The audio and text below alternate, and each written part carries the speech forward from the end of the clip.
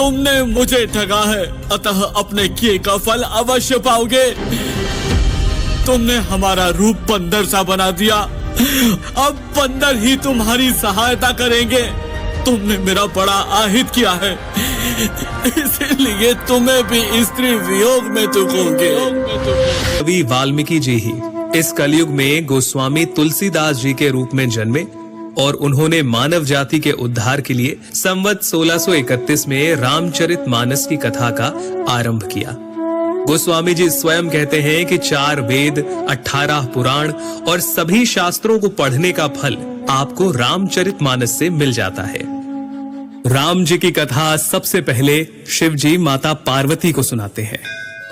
रामचरितमानस के बालकांड में आपको बहुत सारी कथाएं मिल जाएंगी, जैसे सती माता का भ्रम और उनके द्वारा राम जी की परीक्षा, शिवजी द्वारा सती माता का त्यागा जाना, सती माता का दक्ष यज्ञ में जाना और पति के अपमान से दुखी होकर योगाग्नि से देह त्यागना, और फिर पार्वती जी का जन्म और शिव विवाह।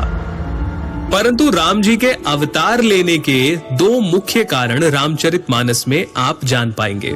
पहला, मनु और शत्रुपा का 10,000 वर्षों तक का कठिन तप, जहां वो प्रभु से कहते हैं कि हमें आप जैसा पुत्र प्राप्त हो, जिसके उत्तर में करुणा निधान भगवान कहते हैं, ऐसा ही हो हे राजन, मैं अपना समान कहां जाकर खोजूं?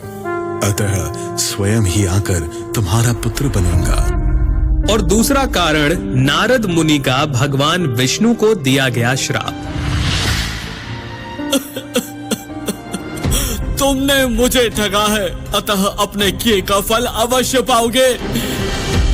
तुमने हमारा रूप बंदर सा बना दिया, अब बंदर ही तुम्हारी सहायता करेंगे। तुमने मेरा बड़ा आहित किया है, इसलिए तुम्हें भी स्त्री वियोग में दुखोगे।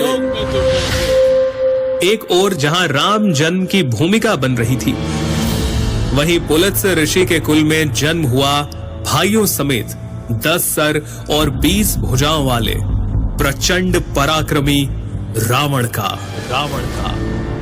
रावण और उसके भाइयों ने ब्रह्मा जी की तपस्या कर उनसे वरदान मांगा। रावण ने कहा, हे जगदीश्वर, वानर और मानव, इन 2 जातियों को छोड़कर हम किसी के मारे ना मरे। और कुंभकर्ण सरस्वती जी के प्रभाव के चलते इंद्रासन के स्थान पर निद्रासन का वर मांग बैठे, और विभीषण ने प्रभु चरणों में निष्काम प्रेम का वरदान मांगा। चलिए आगे बढ़ते हैं और आते हैं राजा दशरथ पर, जिन्हें ग्लानि थी कि उन्हें कोई पुत्र नहीं था।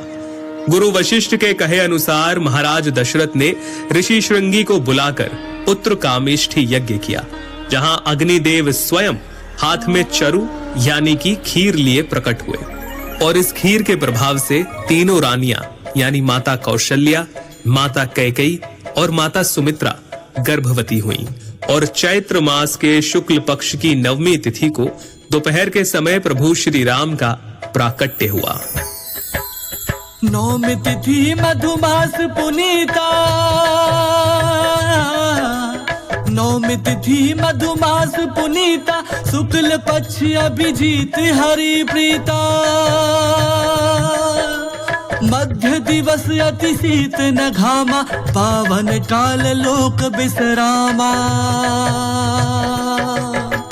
राम सिया राम बोलो, राम सिया राम बोलो, राम सिया राम बोलो राम। जन्म के समय पृथ्वी पर राक्षसों का हाहाकार था।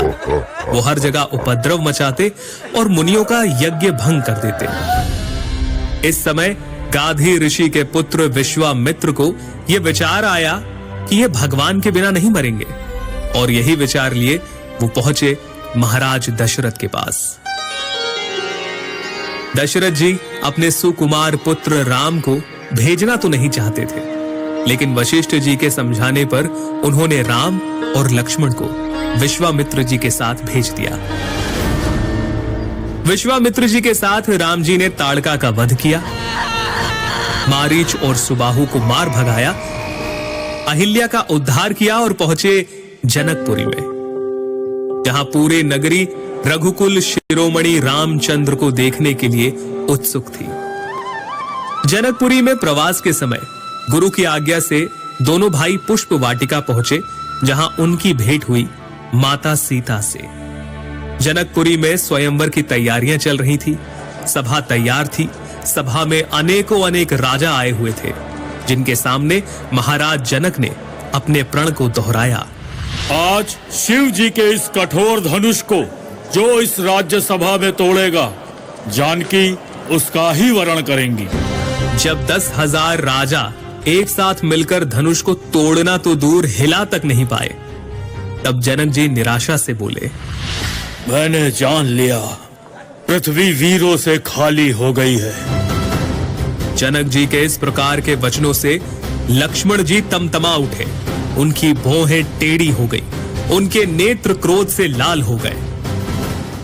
भैया, आपकी आज्ञा पाऊं तो ब्रह्मांड को गेंद की तरह उठा लूं, सुमेरु पर्वत को मूली की तरह तोड़ दूं, फिर ये धनुष क्या चीज है। तब विश्वामित्र की आज्ञा पर भगवान श्री राम धनुष की ओर बढ़ चले। धनुष के समीप पहुंचकर उन्होंने मन ही मन गुरुओं को, अपने पितरों को और भगवान शिव को प्रणाम करते हुए फुर्ती से धनुष को लिया, चढ़ाया और तोड़ दिया। लेत चढ़ावत खेचत गाढ़े, लेत चढ़ावत खेचत गाढ़े, काहू न लखा देख सब उठाड़े। तेहि छन राम मध्य धनु तोरा, भरे भुवन धुनि घोर कठोरा। राम सिया राम, बोलो राम सिया राम, बोलो राम सिया राम, बोलो राम। धनुष के टूटने पर परशुराम जी आते हैं।